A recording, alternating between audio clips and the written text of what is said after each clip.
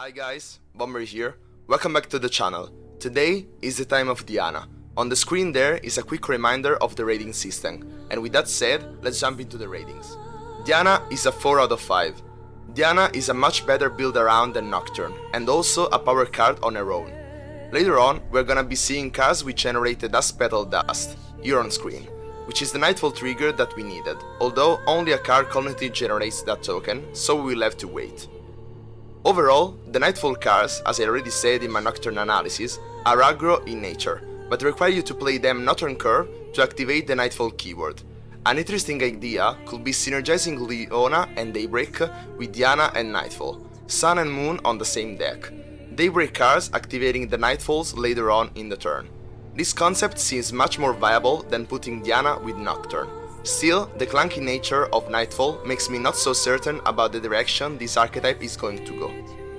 Pell Cascade is a 5 out of 5.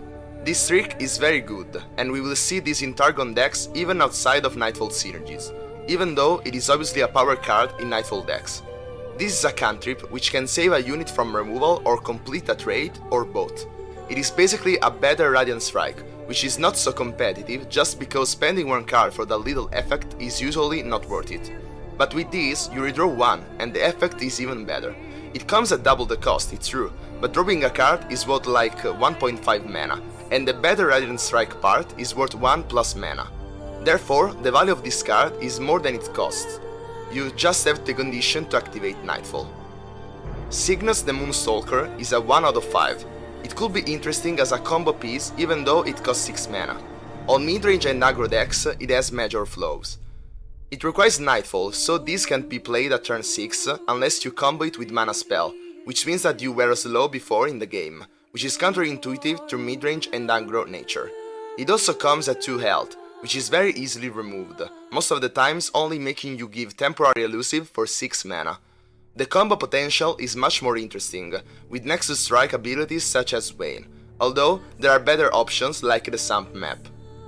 Ash is a 3 out of 5. This is again very meta dependent, and it is not on the weak side. It works amazingly well against cards such as They Endure, and it can even silence a champion, even if for the current round only. It works as a Noxian Guillotine, in the sense that you can get multiple value for the same card, even if it is quite expensive, and you still need a board or other spells to finish off the trades. Overall, a weak counter to certain metas. Lunar Duskbringer is a 2 out of 5.